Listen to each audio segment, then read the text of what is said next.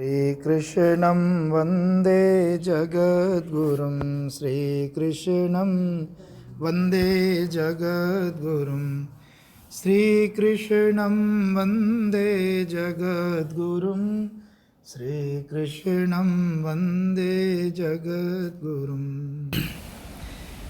श्रीमद् भगवद गीता होस्तक 15 श्लोक 7। भगवान वहाँ कहते हैं ममैवांशो जीवलोके, बोलो, जीवभूत सनातनः मनः षष्ठानि इन्द्रियाणि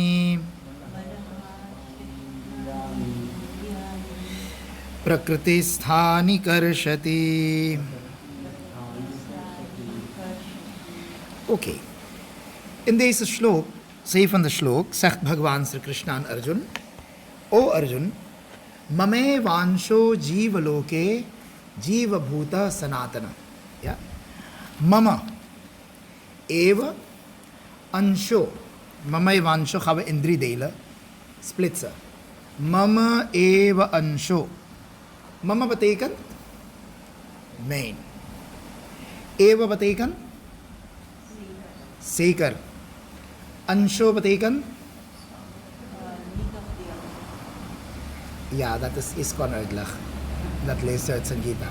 Ansh betekent manifestatie, projectie. Ja? Ansh betekent hier geen stukje. Want je kan een stukje cake hebben, een stukje kaas hebben, een stukje hout hebben, een stukje plastic hebben, een stukje blad hebben. Maar iets dat niet zichtbaar is, je gaat niet zeggen, breng een stukje vlam voor me.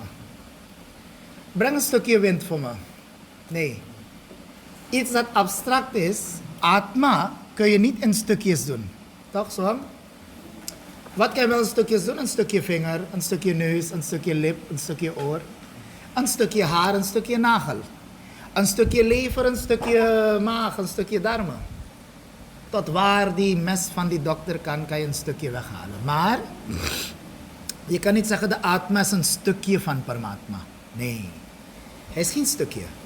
De atma is een ansh, Ishwar ansh. En hoe is het ansh? Ansh betekent, hij komt uit God, hij is gerelateerd aan God, hij staat niet los van God. Adim ko Khuda mat kaho, Adim Khuda nahi. De mens moet je geen Khuda zeggen, hij is geen God. Adim ko Khuda mat kaho, Adim Khuda nahi. Lekin Khuda ke noor se Adim juda nahi. Maar Adim, de mens, staat niet los van het licht van God. Ja? Khuda ke noor. En daarom net als een zon en de straal. Kun je zeggen de straal is een stukje van de zon? Nee. Hij is een projectie van de zon. Hij wordt geprojecteerd uit de zon, de straal. Maar hij staat niet los en hij is niet apart. En zo ook de Atma, de Jivatma, dat is een ansje van Paramatma. Ja? Dat is een, je kunt het beter zeggen, een vonkje van Paramatma. Atma is de vonkje van Paramatma. En hoe is hij die vonkje van Paramatma? In de Ramayana lezen we hetzelfde Siddhant. Hier in de 15:7 en daar lezen wij in de Ramayana: Ishwar ansha Jiva avinashi Sat chetan ghan anand rashi. ठीक है? Of chetan amal sahaj sukh rasi. ईश्वर अंश जीव अविनाशी. ये जीव क्या है? Wat is deze जीव आत्मा? Dat is ईश्वर अंश. Ja? जीव, ईश्वर en प्रकृति. Dit zijn 3 entiteiten. Natuur, God, dat is de allerhoogste bewustzijn. En je hebt de Jivatma, dat is de kleine vonkje. Ishwar, Prakriti en Jeev. Hier zegt Bhagavan Arjun, elke mens, elke persoon is mijn ansh. Ja? En elders zegt hij ook, Aham Atma Gudakesha Sarvabhuta Shayasthita. Ik ben de Atma in elke bhuta Ashay. 18e hoofdstuk denk ik. Aham Atma Gudakesha. Hey Gudakesh Arjun. Ik ben de Atma in ieder levende wezen. Brahmayan Sarvabhutani Yantra Rudhani Mayaya. Ik zit op deze mooie machine, automachine, yantra. Arur, ik zit, arur maane बैठना. Ik zit in deze mooie instrument, yantra, en ik wandel overal. Ja, wat is dat? Dat is die atma. Dus elke atma in een mens is de ansje van Paramatma. En kwantitatief is het heel veel kleiner, maar kwalitatief is hetzelfde. Net als vonkje en vuur. Vonkje is heel klein, itna chota. En vuur is heel groot. Maar als die vonkje ergens een mooie brandstof vindt, hij valt op een bed of een gordijn of wat, dan kan hij ook een grote vuur worden. En kwalitatief is een vonkje ook zelfs als vuur. Vuur heeft licht, warmte en druk. En zo ook heeft een vonkje licht, warmte en druk. Dus kwalitatief is het vonkje de Jivatma, hetzelfde als Paramatma. Bhagavan zegt Arjun, Mamai vansho jivaloke, jiva bhutaha sanatana. En deze atma is sanatan. Sanatan betekent net als Paramatma sanatan is. Sanatan betekent eeuwig. Zo is deze atma ook eeuwig. De Jivatma is eeuwig, omdat hij het vonkje van God is. Ja? Wat gebeurt er? Hij heeft 3 lichamen. Welke 3 lichamen heeft deze atma?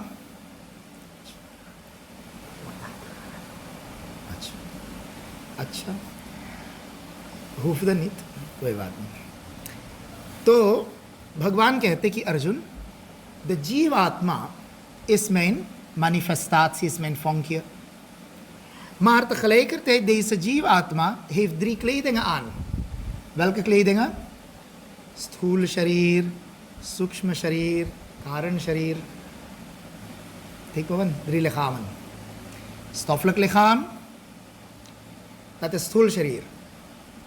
Van buiten zie je dat stoffelijk lichaam bestaande uit 5 oerelementen. Wat je hier achterlaat voor die familieleden. Ja? Dan branden ze het in weg naar zee voor je. Met lekkere ghee en samagri. Mahayagya. Oké?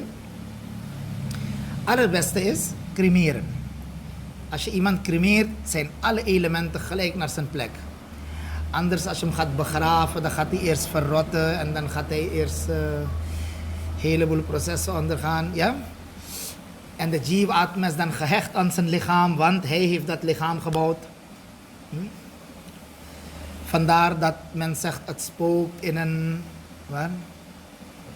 In een begraafplaats. En werkelijk, je gaat nooit in een begraafplaats. Je gaat altijd spookfilm ga je kijken. En, ik kijk niet naar spookfilmen, maar als je zelfs nooit eentje ziet, dan zie je al die boots komen uit die begraafplaatsen eruit. Toch? Ze komen uit die graf naar buiten. Ik heb nooit een spookfilm gezien waar een crematorium spoken zijn. Waarom crematorium heb je geen spoken? Waarom niet? Weg naar zee heb je geen spoken. Lichaam is gebrand en is weg. Ja, wie kan je daar ontmoeten? Shiv Bhagwan, want hij baat in crematieas. Hij vindt crematieas leuk. Ja. Smashane Kapali. Toch? Smashane Bhuti. Dus met die babuti van die smashan smeert hij in zijn lichaam. Dus als je iemand daar zou ontmoeten, is Shankar Bhagwan, geen spoken. En daarom zegt men liever cremeren. Dan ben je gelijk opgeraakt. Al je elementen, ruimte, lucht, vuur, water, aarde, alles binnen 1 uur, 2 uur op zijn plek allemaal. Kijk je nou? En dat beetje as en hardy dat overblijft, dat gooi je in het water. Kijk je? Dat gaat ook wegverwerken. Dus 3 lichamen. 1 lichaam is stoffelijk lichaam. Die blijft hier achter. Die bestaat uit 5 stoffen. Ruimte, lucht, vuur, water, aarde, Agni, Jal, Prithvi, Vayu, Akash. En het tweede lichaam is astrale lichaam. De man. Astrale lichaam. En wat is astrale lichaam? Ik wil kijken, ik wil horen, ik wil proeven, ik wil ruiken. Als je ruikt die oog van je? Nee. Wie ruikt? Wat is oog? Wat is die indriya oog? Is het die bolletjes hier die twee knikkers die Bhagwan heeft geplaatst? Tussen je neus, naast je neus? Nou. Als dit oog was, dan zou ik na de dood zie je sommige mensen zo kijken. Dat zou je toch zien. Want dat oog is daar. Het oog wordt gebruikt door de atma om te zien. Ja. Het zien heb je niet in het stoffelijk lichaam, heb je in het astrale lichaam. Ja, maar Swamiji, nadat ik een aanrijding had, kreeg ik ongeluk in mijn ogen, kon ik niet meer zien. Wel, dat is je instrument beschadigd. Ja. Je instrument is beschadigd, middels welke dat zicht naar buiten kwam en opname en afgifte van je zicht. Ja, sommige mensen zeggen op den duur kan ik niet meer ruiken, ik ruik niks meer. Je hebt mensen op oude leeftijd. Ik had een Didi, die via Didi. Dus als ik een lekkere parfum kocht in Delhi, een Attar, Itre, dan bracht ik die ruiken lekker. Hij zei, Bertie, mijn reuk is op, ik kan niets ruiken. Ik ruik geen geurtjes meer. Met andere woorden, het ruiken, het zien, het horen, het voelen, dit is in het astrale lichaam. Dat heet Sukshma Sharir. Oké? Sukshma Sharir heeft het gehoor, gezicht, voelen, ruiken. Tegen? Die tong proeft niet, toch? Ik wil cola drinken. Wie wil? Je zegt nooit mijn tong wil cola drinken. Die tong wil je drinken. Oké, als ik je tong wegsnijd. Als die tong zou willen drinken en ik zou die tong wegsnijden, dan zou het willen proeven opraken. Toch? Ik wil proeven. Er is geen tong meer, wie wil dan proeven? Met andere woorden, die tong proeft niet. Met die tong proef jij. Je gebruikt die tong als instrument om te proeven. Maar er is iemand anders die proeft. Wie proeft? Het astrale lichaam. Ja, Sukshma Sharir. Ja. Hij wil proeven en dan gebruikt hij die tong. Dat is die stoffelijk lichaam. Tong is stoffelijk lichaam. Astrale lichaam is willen proeven.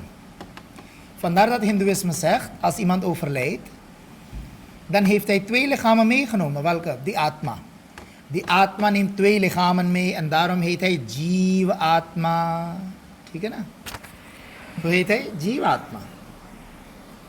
Hij is niet die Atma is uit het lichaam weggelopen. Nee. De Jiva Atma is vertrokken. Swamiji, is er verschil tussen Jiva Atma en Atma? Er is heel veel verschil hier. Wat is het verschil? Een Jiva Atma betekent die Atma met gevoelens, met gedachten. Atma plus gevoelens plus gedachten. Gevoelens betekent, ik wil kijken, ik wil proeven, ik wil eten, ik wil drinken, ik wil slapen, ik wil... Je lichaam wil niet slapen. Nou, jij wilt slapen. Je oog wil zien, toch? Als ik straks jouw oog opereer en allebei de oogbollen weghaal. Je hebt je ogen weggehaald. Ga je stoppen met willen zien? Ga je zeggen, oh, nu wil ik helemaal niet zien. Wat ga je zeggen? Ja, ik wil wel zien, maar ik kan niet zien, omdat ik geen oogbal meer heb. Oh, wie wil dan zien? Het willen zien blijft bestaan. Zo ook na de dood heb je dat lichaam gecremeerd van die persoon. Maar misschien wil die Jivatma nog zien. Hij wil nog eten, hij wil nog proeven, hij wil nog drinken. En daarom wordt bij Hindoeïsme na 10 dagen Pindadaan gedaan. En wat wordt gedaan? Terehi Varhi wordt gedaan, Chamasi wordt gedaan, Varshik wordt gedaan. Volgens 1 theorie. Ja? Enkele zeggen nee, die Atma gaat gelijk weg, hij neemt gelijk een ander lichaam volgens karma. Kan ook. Hoeft niet per se voor in iedere Atma zo te zijn. Ieder heeft zijn karma, ieder heeft zijn gati, ieder heeft zijn dat. En dat is helemaal top secret, want als wij dat zouden weten, ja, door wat te doen wat je krijgt, dan zou iedereen lekker zonde doen en alle zonde weer wegwassen. Dus het eerste lichaam is stoffelijk lichaam, dat heet Sthul Sharir. In de filosofische werken, Darshan Shastra. Tweede lichaam is Sukshma Sharir. Sukshma Sharir betekent fijn stoffelijke lichaam of astrale lichaam. Acha? En na die Sthula Sharir, Sukshma Sharir heb je Karan Sharir. Karan Sharir betekent oorzakelijke lichaam. Oorzakelijk. Oké? Wat is oorzakelijke lichaam? Causale lichaam heet het ook, met een net term. Causal body. Causale lichaam. Causal betekent de oorzaak. Ja? oorzaak van mijn individualiteit. Wat jij vandaag bent, wat jij nu bent, ben je eigenlijk dankzij je atma natuurlijk. Ja. Maar je gaat zeggen, ja, in mijn huis heb ik stroom, maar één kamer is blauw licht, andere kamer is geel licht, eentje is groen licht. Dan is er geel-groen licht. Door die stroom? Nou, dan waarom is het in die andere kamer niet blauw? De kleur van dat licht wordt niet bepaald door die stroom, toch? Die valt van dat licht wordt niet bepaald door die stroom. Die vorm van dat licht wordt niet bepaald door die stroom. Dat wordt bepaald door die gloeilamp. Oké? En wat is die gloeilamp? De 3 lichamen. Stroom is je atma. En de 3 lichamen zijn die gloeilamp. Tekenen? Omdat iedereen dezelfde atma heeft, hetzelfde vonkje van Bhagavan. Hetzelfde stroom is in iedereen. Maar, en iedereen heeft de 5 oerelementen, ruimte, lucht, vuur, water, aarde. Maar Swamiji, waarom verschillen wij allemaal in gedachten, in gevoelens, in handelingen? Ja. Eentje is Mahaharami, Dusht, Papi, Neech. En ander is geweldige Devta, Dhir, Sushil, Gambhir, Dharam, Dhurandhar. Ja? Wat is dat? Waarom verschillen we allemaal? Eentje is Dusht Atma, eentje is Punyatma. Eentje is Dharmatma, eentje is Adharmatma, Papatma. Waarom worden ze zo uitgescholden allemaal en opgeprezen? Alhoewel we allemaal hetzelfde Atma, Jyoti in ons hebben. We hebben dezelfde 5 oerelementen. Maar wat verschilt in ons allemaal? Onze guna's verschillen. Ja? De 3 guna's verschillen.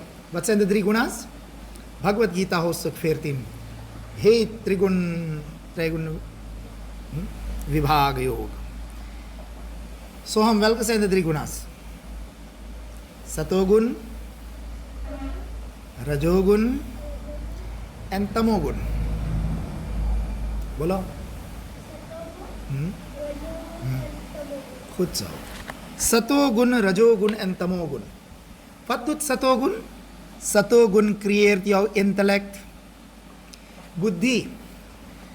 Ja? De buddhi van een mens wordt gemaakt door Satogun.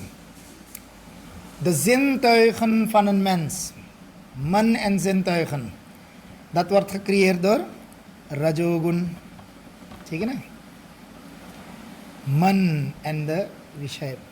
En Tamogun, dat creëert het lichaam. Stoffelijk lichaam. Stoel sharir of stoffelijk lichaam, dat wordt gecreëerd door Tamogun. Sukshma sharir wordt gecreëerd door, of Sukshma sharir wordt gecreëerd door Rajogun. En Buddhi door Satogun. Guruji heeft geschreven in een gedicht. जिस तन को अपना मान रहा उसकी तो कथा निराली है ऊपर सुंदर दिख रहा तरसारहीन सब खाली है. Vlak hier buiten op de muur heb ik die gedicht gehangen. Hij zegt: इंद्रियां रजोगुण से प्रगटी, मन बुद्धि चित आदि सतोगुण का, वासना मूल आधार हुई नारी या नर के विग्रह की. Tamogun heeft dit stoffelijk lichaam gemaakt, Rajogun heeft indriya en man gemaakt, Satogun heeft buddhi gemaakt. ठीक है, समझ में आई है बात है? Ja? Bhagwan zegt, een individu bestaat uit 2 aspecten, in deze slok legt hij dat uit.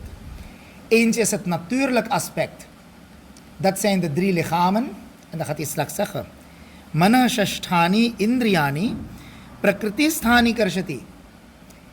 Hij zegt deze atma, wat is die atma? Dat is het spirituele aspect. The spiritual part in een individu, dat is die atma, dat is een vonkje van God, de jivatma. En de lichamen, de 3 lichamen die een mens heeft, dat is het aspect van natuur, natuurlijk aspect. En dit moet je dan begrijpen, zegt Bhagavan. Ik, mamai vansho, mijn vonkje is in ieder lichaam. Ja? En wat heb je verder in het lichaam? Wat is het lichaam zelf? Manaha, man. En Shashtani Indriyani.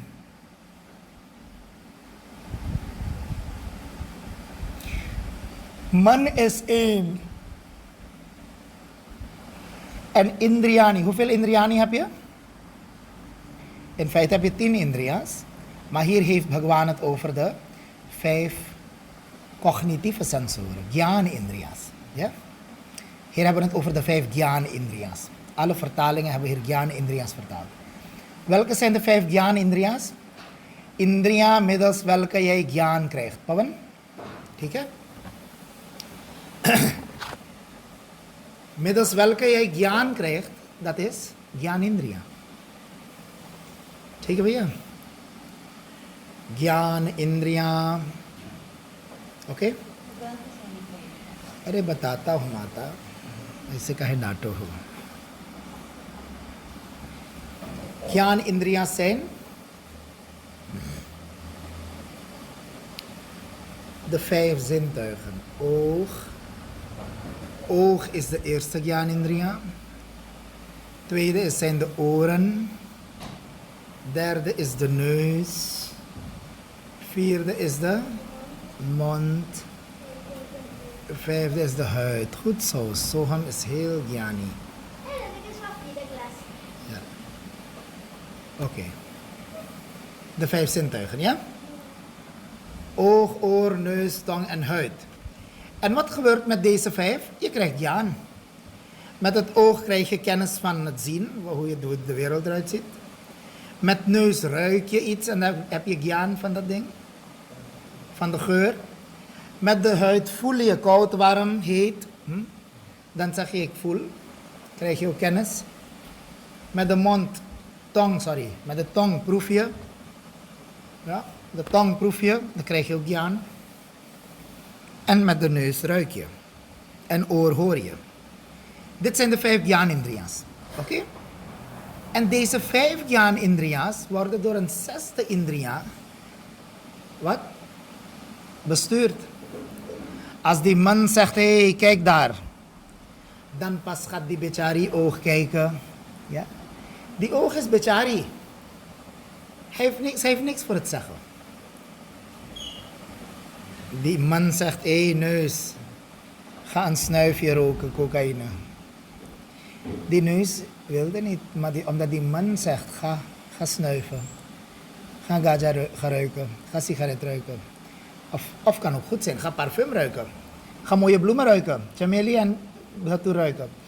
Dan gaat die neus ruiken. Hij luistert naar de man. Ja? Dus de 5 Jnanindriya's zijn niet onafhankelijk, ze zijn afhankelijk. Ze hebben een baas. Wie is die baas van de 5 zintuigen? De man. Daarom moet je mantra doen. Ja? Waarom doet iemand mantra? Om deze 5 te kunnen controleren. Dat je nooit slechte dingen gaat ruiken, geen sigaret gaat innemen, doewan gaat snuiven, cocaïne gaat snuiven. Dat je altijd goede dingen gaat horen. Het is leuk om negatief van anderen te luisteren, toch? Maar dan moet je hem trainen van nee, ik ga geen rommel horen. Ik ga geen rommel in mijn lichaam opstappen. En ga geen slechte dingen op je tong zetten. Ja? Ga geen lijken likken en happen. Gekruide lijken. Ja, Radha, hoor je het voor het eerst? Gekruide lijken. Gekruide verrotte vis, dat heet sardines. Ja? Uit een blik halen ze dat stinkende vis. En dat blik gooien ze niet in die vuilniston in de keuken, want dan gaat het hele week stinken in de keuken. Dan binden ze het in een plastic, gooien ze het gelijk weg. En sardine, dan zetten ze die lekkere gekruide vegetarische piage en lesoen, heel veel piage. Zodat die piage dat geur gaat overheersen. Ja? En dan nog stinkt het een beetje. Dus dat heet gekruide lijk, toch zo? Een dode kip is een lijk. Oké, je wilt hem geen lijk noemen, maar hij is uiteindelijk een lijk, of niet? Alles wat dood is, is een lijk. Behalve een bhaji. Als je die bhaji-bladeren hebt weggehaald en je gaat die stek weer in die grond doen, dan krijg je weer nieuwe bhaji. Maar als je die doksa muri gaat katen en die hoofd met mooi, hoe noem je dat, stro en paira, alles gaat bedekken en je gaat denken, er komt een nieuwe doksa eruit. No, no, no, no, no, no. Ja? En wat is die ei? Dat is menstruatie van een kip. Ja? Als een kip menstrueert, komt de ei vrij. Net als bij een moeder. Ja? Na de menstruatie heb je ovulatie, toch? Biologie. Ovulatie betekent eisprong. Die kip heeft ook eisprong. Alle eieren komen uit een eisprong. En wat is eisprong? Resultaat van het menstruatie. Vies bloed.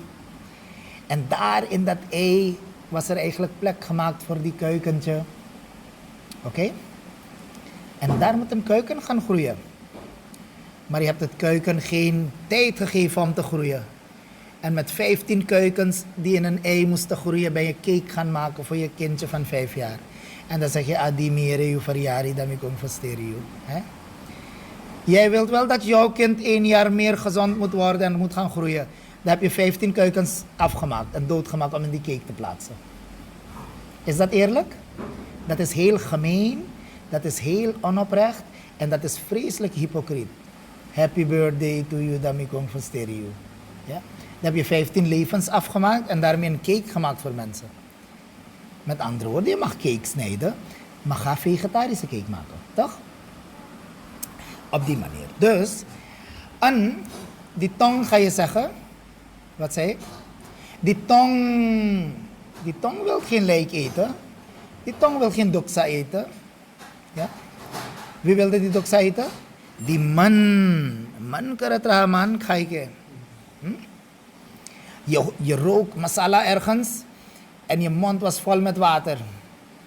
Je hoort, ik ga pizza eten. En je mond wordt vol met water en je hoort dat je pizza gaat eten. Dan heeft die tong water gegeven. Die man. Toch? Die man, die reuk heeft hem naar die man gestuurd. Die man heeft het naar die tong gestuurd. Dus de man is eigenlijk die papi. Kijk je nou?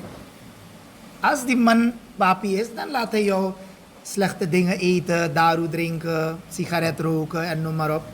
Maar als we dezezelfde man gaan controleren, hoe? Met een mantra. Mantra. Hij heet geen tantra of jantra, hij heet mantra. Toch? Mantra. Wat betekent tra? Tra betekent in Sanskrit traan. Trayate. Trayate betekent beschermen. Ja. Tra betekent bescherming. Net als je in het woord Gayatri. Gayatri mantra. Wat is Gayatri? Gaya betekent gay. Zingen. Gaya betekent in Sanskrit zingen. En tri betekent beschermer. Jisko gaane se bescherming mile. ठीक है ना? Na het zingen van dit krijg je bescherming. Daarom heet hij Gayatri. Gayatri betekent door het zingen van wie jij bescherming krijgt. Heeft iedereen bescherming nodig? Jawel, Swamiji. Met andere woorden, iedereen mag de Gayatri mantra doen. Ja? Niet alleen een Brahman. Niet alleen hij heeft bescherming nodig. Toch? Natuurlijk, elke mantra heeft een bepaalde regel. Elke mantra heeft regels en normen. Zo ook de Gayatri mantra. Je wilt een hogere medicijn gaan drinken? तो गायत्री betekent गायंतम त्रायते इति गायत्री, जिसका गायन करने से त्राण मिले, रक्षा मिले, है ना? किसको गाने से? ओम भूर्भुवस्व तत्सवितुर्वरेण्यम. Door te zingen krijg je bescherming.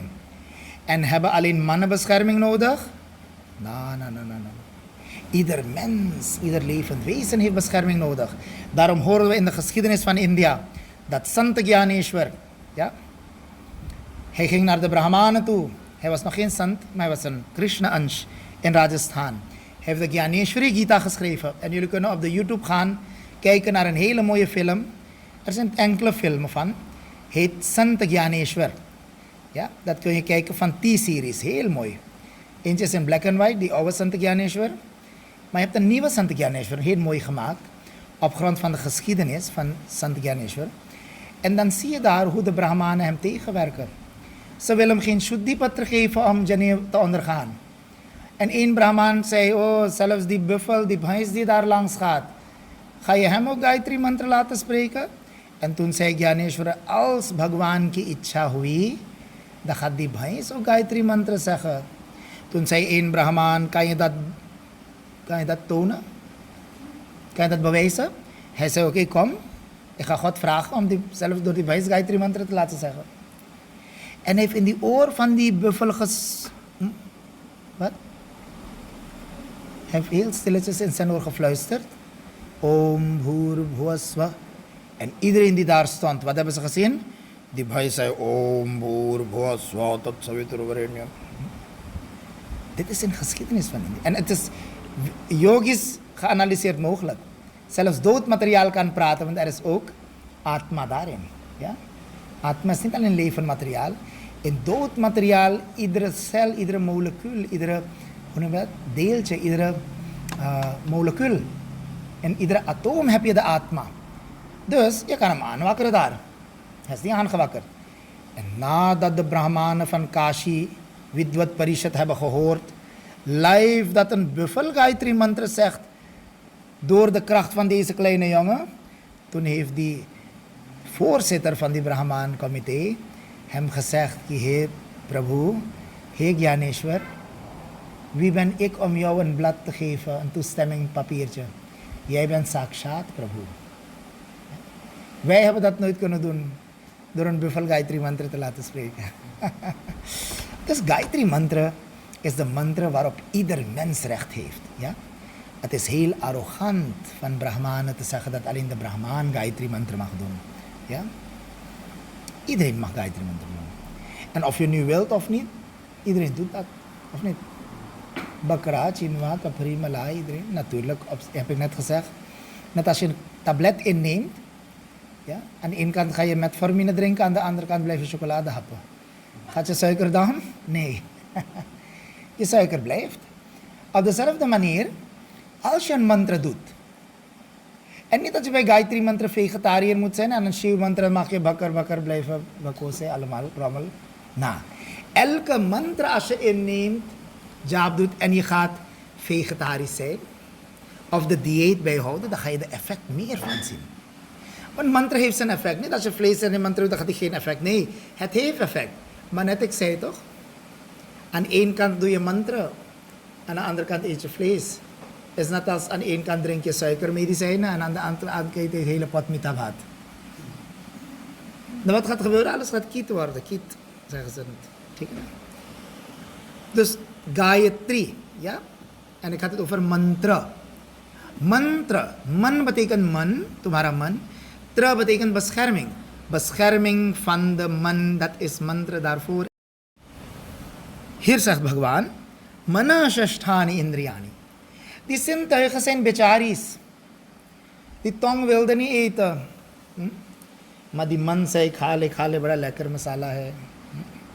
Die oor wilde geen roddel luisteren. Maar die man zei, ai, luister, is lekker, is leuk om te horen, negatief van anderen. Met andere woorden, wat voor training jij je man gaat geven, zo gaat hij die zintuigen bezighouden. Door je oog te bossen ga je God niet zien. Net als Soerdas. Als door je oog te bossen iedereen God zou zien, zou ik zeggen, allemaal ga morgen al naar de oogarts, haal je oogbal weg. Word blind, dan ga je zelf Bhagwan zien. Nee. Kijk je nou? Je zintuigen hoef je niet te controleren, je man moet je gaan controleren. Je hoeft je ogen niet te controleren, je hoeft je neus niet te controleren, je hoeft je tong niet te controleren. मैंने बोले भैया जीप को बस में करो, जीप बेचारी क्या करे जब मन ही तुम्हारा क्या है छुटाइल बुल की तरह भाग रहा है, सैबानम दौड़ रहा है. उस मन को बांध करके रस्सी में किस में बांधना है? नियम में बांधना है. Niयम betekent in regels moet je deze mind gaan binden. En wat zijn die regels? Daarom zegt een guru aan een leerling, doe een anushthan. Ga 11 dagen vasten, ga 51 eerste dagen vasten, ga 54 dagen, ga 21 dagen. Sommigen zeggen de guru, ga 108 dagen vasten. En na zo'n vasten, wat is die vasten? Je gaat je binden in bepaalde regels. Je gaat bijvoorbeeld, als je een 11-daagse vast hebt, ga je 11 dagen of 40 dagen, ga je bij niemand thuis eten, ga je zelf koken en eten. Ga je zelf je mantra jaap doen, ga je een bepaalde tijd je jaap doen, elke dag 6 uur, dan is het 6 uur, niet vandaag 6 uur, morgen 9 uur. Nee, dat liet onze Guruji doen, anusthans. En met anushthan ga je merken dat je man helemaal shaant wordt. Ja? En je hoort mensen zeggen, Swamiji, sinds ik heb gevast, voel ik niet meer om te eten, voel ik vrees te eten, voel ik niet meer om in druktes te gaan. Ja? Mensen die van drukte houden, yang, dringi, dansi, baja, gaja, waar die hele muziek je hele lichaam trilt. Dat zijn super onrustige mensen. En waarom denkt men in een disco, vind ik, ja, ik heb genoten in die disco. Je gaat niet zeggen, ik heb rust gevonden in die disco. Je zegt, ja, ik was gestrest en toen ben ik gaan daru drinken en sigaret drinken en ben gaan springen 2 meter in die hal met die muziek. Toen was ik, voor even was ik helemaal gelukkig. Voor even. Want nadat je weer rustig werd, ging je lichaam blijven trillen. Met al die muziek. En die hele liter daru die had gedekole, die bleef doordraaien tot 2 dagen daarna. Toch? Kreeg je hoofdpijn, dit en dat. Wat voor nut heeft hem voor zo'n ontspanning? 2 uur in een disco en 3 uur daarna. Heb je 3 dagen daarna hoofdpijn, braakgevoelens, dit, dat, onrust? Nee. Waarom?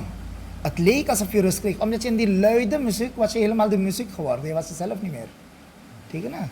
Arre bhaiya, wij leren in yoga, kom, zit in meditatie, of ga in een puja-kamer, zit op je altaar, offer mooie bloemen, offer hele mooie, kijk Suriname hebben zoveel kleurrijke bloemen. खूब फूल तोड़ के भगवान को अर्पित करो 108 namen. Aajkal is zo makkelijk geworden. Je hoeft op je mobiel alleen op YouTube te gaan. Je vindt 108 namen van Shivji, 108 namen van Durga Ma. Je vindt hele सहस्त्र नाम van Vishnu भगवान 1000 namen. है ना? दिया बार लो वहीं अपने ध्यान में भगवान का फोटो लगा के खूब मेडिटेट करो, खूब ontspanning करो. Dat moet jouw disco zijn. Ja? Wat moet jouw disco zijn? Mediteren op Bhagwan. En na zo'n meditatie, na zulke mooie klanken in je oor, na zulke mooie geur van je wierook, na geur van je lekkere itre en parfum die aan je moerties hebt geplaatst, na mooie geur van die brandende ghee ke diya, dan krijg je van binnen heel veel shanti, heel veel rust. En niet alleen rust, je hebt zoveel bonus erbij. Met die gebed van je gaan dingen van je goed. Met die gebed van je ga je goede vibratie krijgen. Problemen aan je werk, problemen met je buren, problemen in je leven en familie. Alles gaat op een hele mooie rij beginnen te draaien. ठीक है ना? Wat ik zei, mantra. Die man. मंत्र. तो मंत्र का मतलब क्या है? मन को रक्षा देने वाला, उसी का नाम है मंत्र. Daarom zijn mantra's belangrijk. En mantra's zijn medicijnen. Een mantra is een medicijn. Die heeft een bepaalde voorschrift hoe je dat medicijn moet nemen. Je gaat je dokter je vertellen. Je gaat niet zeggen, oh ik voelde zo om te doen. Ik voelde Swamiji 5 paracetamol op te drinken. Ik had erge hoofdpijn, dus ik voelde dat ik in plaats van 2, 5 zou innemen. Dan piyo, bhai pie ke maro, ambulance aayega, je bhi abhi le jayega. Ja.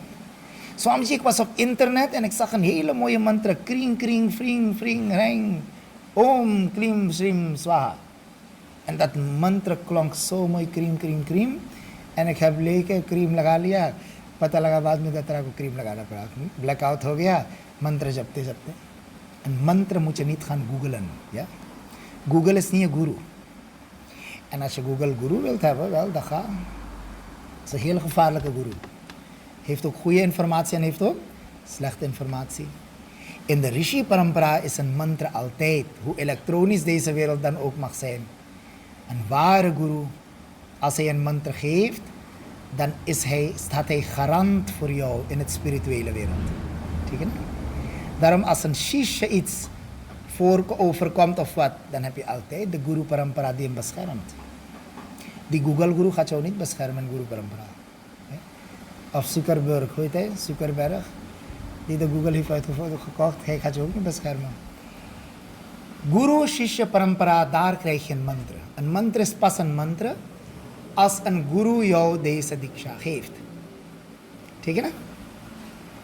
Daarom is een mantra pas een mantra. Dus mantra, bescherming van de man door een mantra. Bhagwan zegt Arjun, mana shasthani indriyani prakritisthani karshati. O Arjun, deze jiva atma, de ansh van mij, wat doet hij? Hij trekt ze aan. Hij trekt ze en houdt ze vast.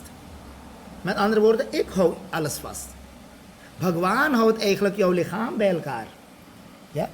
Jouw man, jouw zintuigen, ja, jouw neus, jouw oor, jouw tong, alles kan ruiken, zien, voelen, proeven. Waarom? Omdat Bhagwan daar binnen zit en iedereen daar aantrekt. Ja, al deze, de man en de 5 indriya's. Mana shasthani indriyani, prakritisthani karshati. En wat zegt hij verder? Is het duidelijk, Shlok? Ja? Dus Bhagwan legt hier het natuurlijk aspect, dat zijn die man en die indriya's.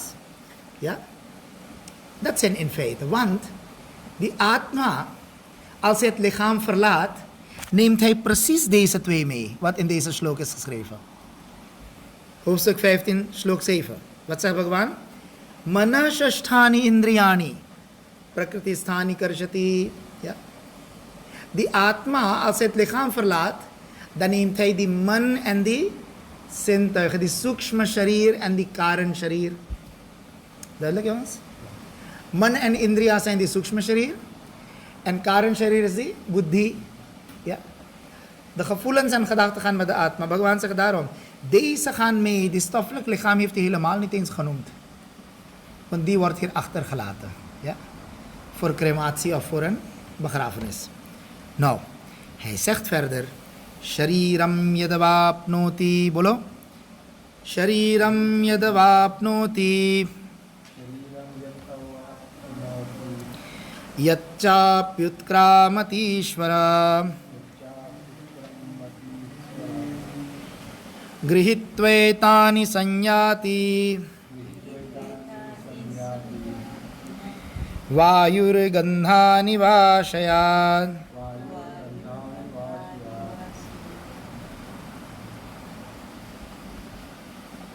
Ja, wat zegt Bhagwan hier?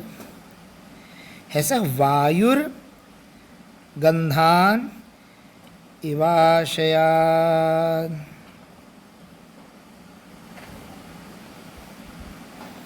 Ja, hele mooie uitleg geeft Bhagwan hier. Wat zegt hij? Hij zegt net als Vayu. Wat is Vayu? Wind. Wat is Gandh? Geur. Ja. Gandh heeft twee voorvoegsels. Sugandha en Durgandha. Durgandha betekent stank. Sugandha betekent geur. Ja, lekkere geur. En Gandha betekent geur. Ja. Het kan Durgandha zijn, het kan Sugandha zijn. Maar Gandha is neutraal. Gandha betekent geur. Aangenaam of onaangenaam? Hij zegt Bhagwan, hij zegt, hoe gaat geur van ene plek naar andere plek? Er is een hond dood, bijna 50 meter ver van mij. Maar toch ruik ik die dode hond hier. Hij stinkt, die stank komt hier tot mijn neus. Dat was het, vliegt die hond naar je neus? Van kom, ruik me nu, ik ben al dood? Nee. Wie brengt die geur? Wie brengt die stank voor jou? Wind. Net als wind. Wat doet wind? De wind brengt de ene geur van ene plek naar andere plek. Zie je dat?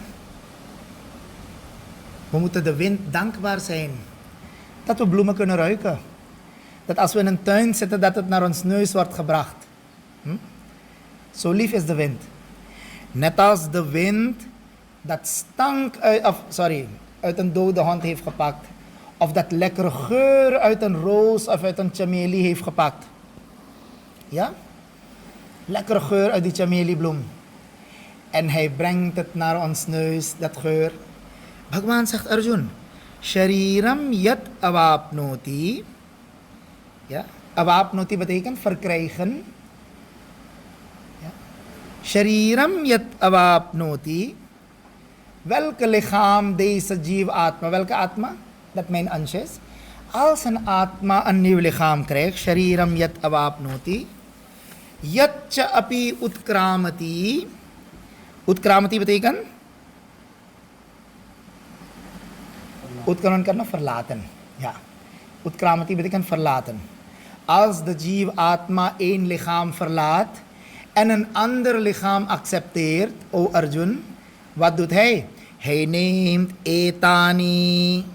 Grihitwa etani. Het is een mooie theorie van de Gita. Grihitwa betekent grahan karke, na deze 6 te nemen. Hij pakt deze 6, hij pakt ze in met zich. De Jivatma, als hij een lichaam verlaat, dan pakt hij deze 6 in. Welke 6? Man, buddhi en indriya. Man en indriya tellen we in één. Sukshma sharir en Karan sharir. Ja? Man en indriya's. Het willen zien, willen horen, willen proeven, willen, al die willen.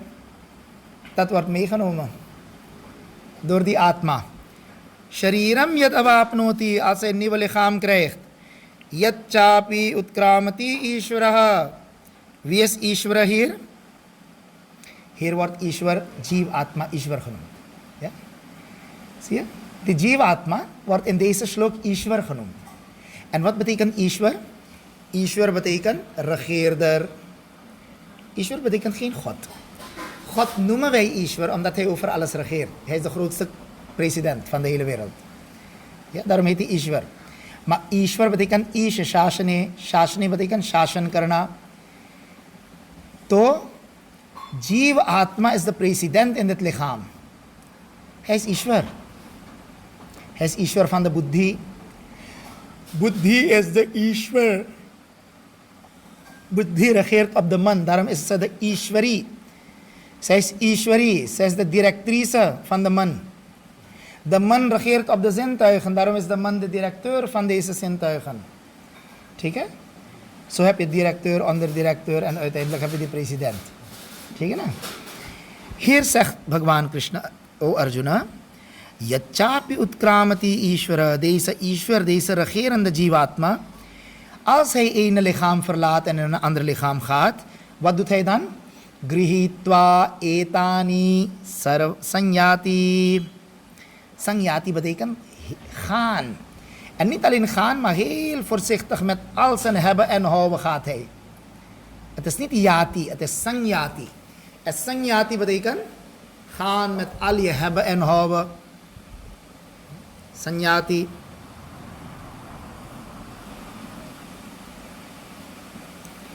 Vayur gandhani vashayat.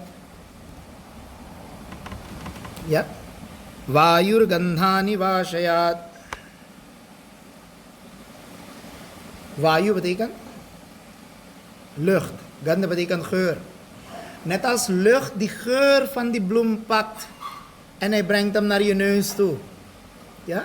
Van het ene plek naar de andere plek toe. Op dezelfde manier als een Jivatma het lichaam verlaat, neemt hij deze 6 met zich mee. Wat neemt hij mee? Die man neemt hij mee. Die zintuigen neemt hij mee. Welke zintuigen? Gehoor, gevoel, reuk, smaak en gezicht. Zien. Het zien, het horen, het voelen, het ruiken, het proeven. Deze 5 gaan met de dingen mee. Daarom kan een lijk niet proeven. Je mag zijn mond openmaken en 1 liter melk erin stoppen. Je gaat niet zeggen, yam yam is lekker. Ja? Zijn beide neus zijn zo groot open, die lijkenkist. En mensen zetten lekkere Florida water alsof je gaat ruiken.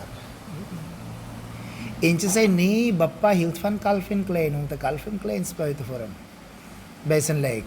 Gaat hij die Calvin Klein ruiken? Nee. Die mensen die daar zijn komen groeten, die gaan het ruiken. Ja. Waarom zet je bloemen op een lijk? Zodat hij gaat ruiken uit het geur van diegene? Hij ruikt niet. Zintuigen zijn weg met die atma, met die jivatma. Waarom wordt die bloem gezet? Bloemen worden op een lijk gezet, want bloemen glimlachen. Toch? Phoolo se tum hasna sikho, bhauro se tum gana, सूरज के किरणों से सीखो जगना और जगाना. बैठक गाना zondag है. Vandaag is zondag, misschien draait de radio dit af. Ja?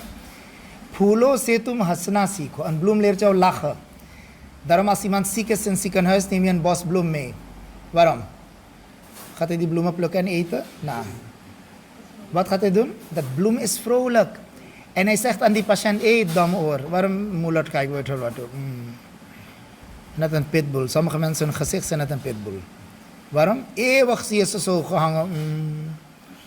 गुस्से में से अपना भी जीवन तो खराब है दूसरा का भी खराब करता दिन. Nee, je moet altijd glimlachen. En wanneer, als je niet kan glimlachen, probeer elke dag een bloem. Mensen die niet kunnen glimlachen, moeten proberen elke dag, waar ze veel zitten op het werk, aan het werk, op tafel, een bloem in een glaasje te zetten. En dan gaan ze kijken naar het bloem en dan gaat het bloem je leren glimlachen. Daarom geef je bloem in een ziekenhuis. Die patiënt moet liggen kijken naar die mooie glimlach van die bloem. Ja? En je brengt niet naar het ziekenhuis droge bloem voor iemand, toch? Dry flowers. Nee. Dry fruit mag je meenemen, maar niet dry flowers. Anders gaat die is al half uitgedroogd, gaat nog meer uitdrogen in die ziekenhuis. Je moet hem fleurige, mooie bloemen geven, geurige bloemen. Ja? En dan gaat hij mentaal ook heel sterk opknappen. Zo ook, als iemand jarig is, geef je bloemen. Toch? Geef je bloem betekent, wees altijd zo blij. Happiness, happy birthday. Met een bloem, oké? En daarna als iemand doodgaat, zetten we bloemen. Waarom? Die bloemen kijken zo naar je. Iemand die daar zit te huilen. Dat bloem wenkt je van, hé, kijk hier. Kijk naar mij, huil niet. Lach hoe ik lach. Ja, wees van binnen blij. Ga niet flauw vallen. Maar toch vallen ze flauw. Kijk je nou. Dus een bloem leert jou glimlachen. Zie? Maar wat was ik aan het vertellen? Hoe kom ik op die glimlach? Waayur gandhani wasya. Het bloemengeur wordt genomen door het wind en hij wordt gebracht naar jou toe. Oké, de vraag is nu. Als die bloem met het geur komt, zie je hem aankomen? Zeg je van tralalala, kijk daar, ik zie van ver, zie al 100 meter, zie ik geur aankomen. Zie je dat geur aankomen? Nee.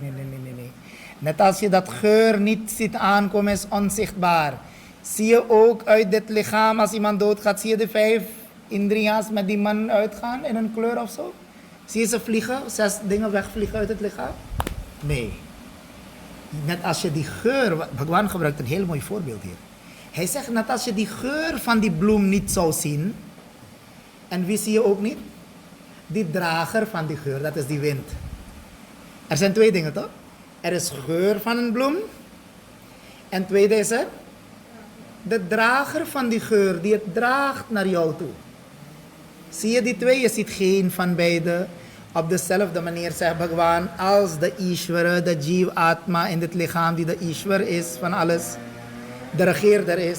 Als deze regeerder Jeev Atma het lichaam verlaat, dan zie je die Atma niet die verlaat en dan zie je die 5 of 6 indriya's, die astrale lichaam ook niet die het verlaat.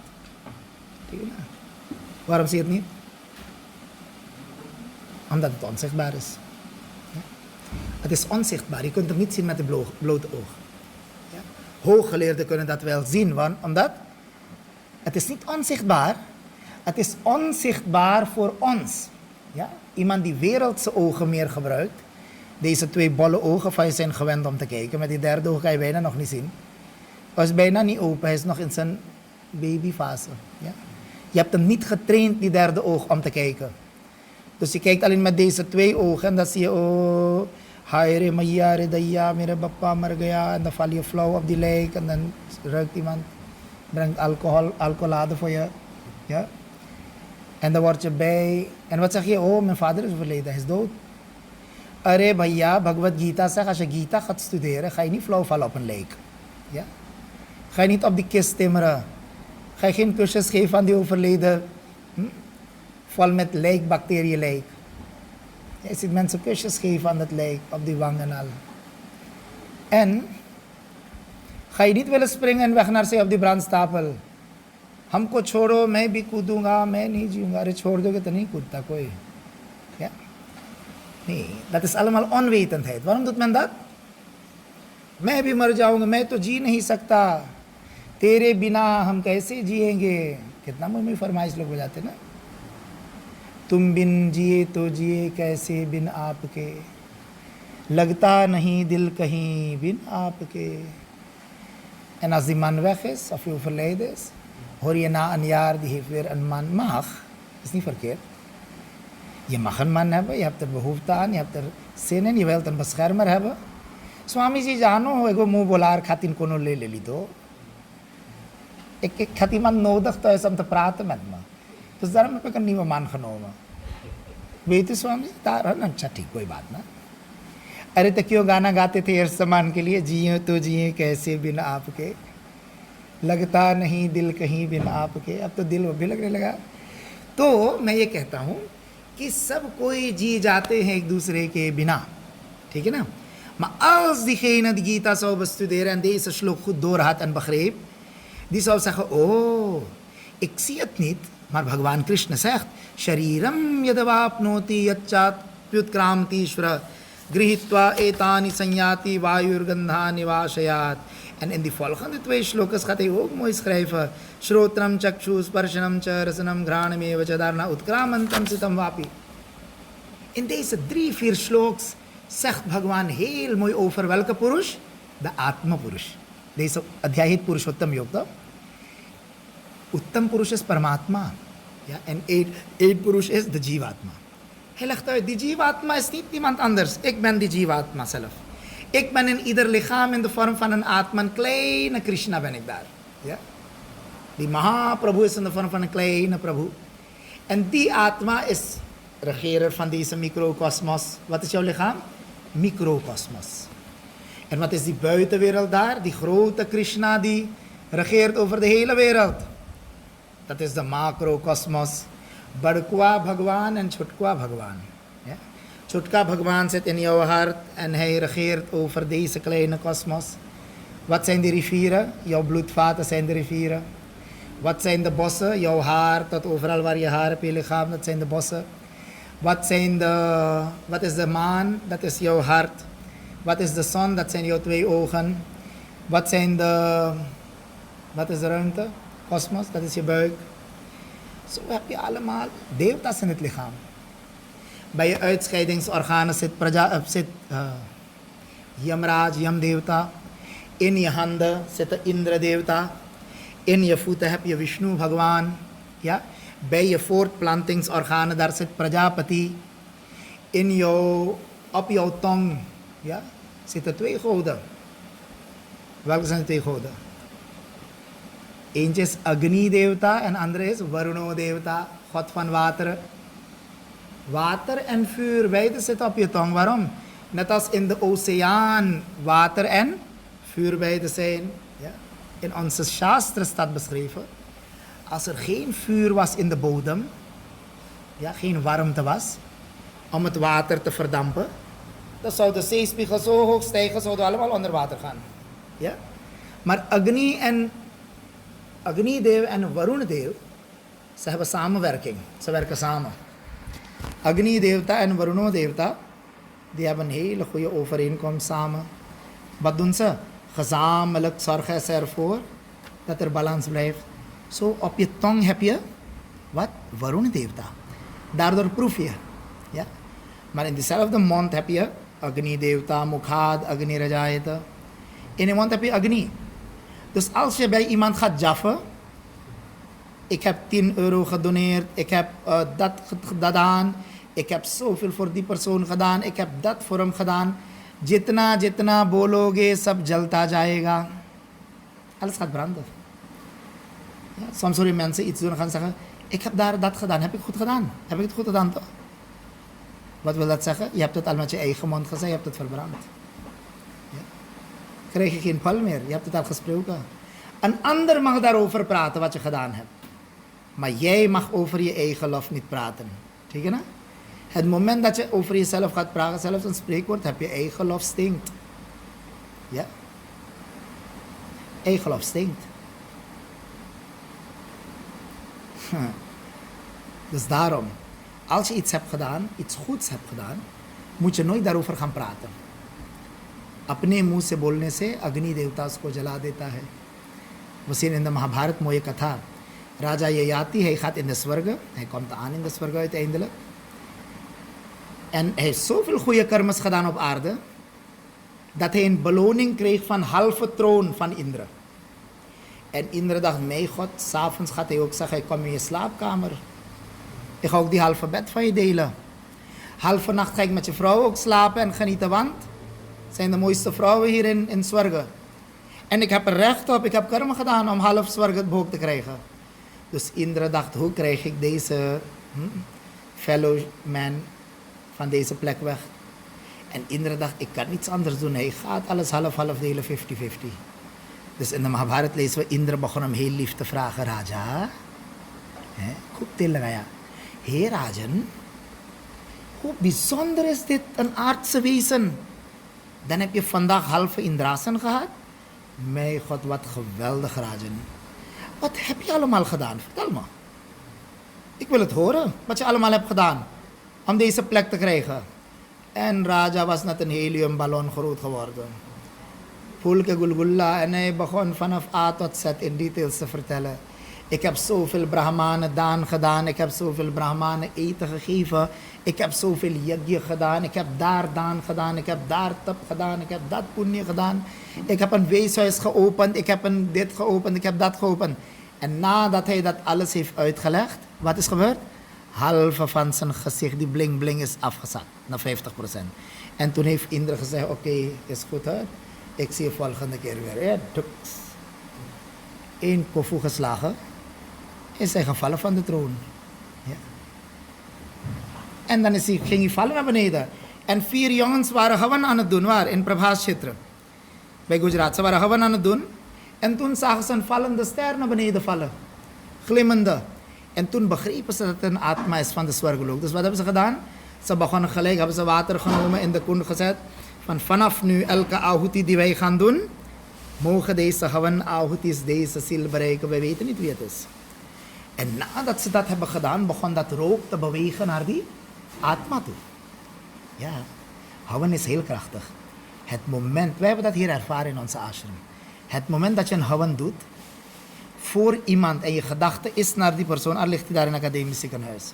We hebben ervaring in mensen die de hele week geen oog hebben geopend in de coma. Hun vrouw en kinderen zitten hier op hawan, ze zitten nog op de hawan. En dan komt het telefoontje van Azet, je vader heeft net zijn oog opengemaakt. Het kan ook toeval zijn, maar wij zien dat niet als toeval. Die intense prarthana van vanaf nu, elke ahuti die ik doe, is voor die persoon, dan bereikt het die persoon. Ja? En deze 4 jongens in de Mahabharat, toen ze die ahutis hebben geofferd voor die atma, en die atma begon te bewegen weer naar Swarga toe.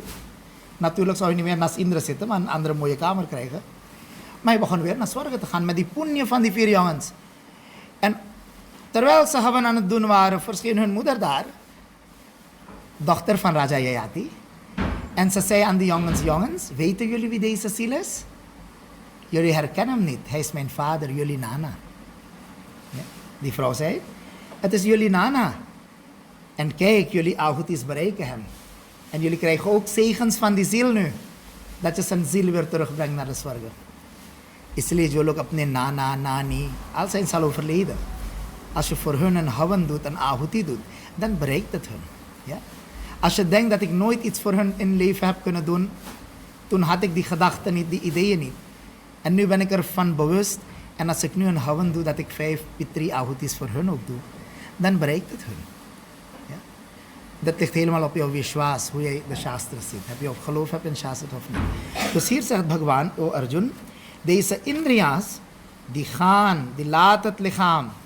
Maar net als je dat wind niet zou zien en het drager van die geur, dat is die wind, en die geur niet zou zien, ja, pas als dat geur jouw neus bereikt, dan zou je zien, oh, wind heeft van ergens lucht gebracht. Zo ook zien wij deze zintuigen en de man niet. Ja? Pas als ze in een nieuw lichaam zijn, dan zien we dat. Ja? Duidelijk? Dit legt Bhagwan vandaag uit.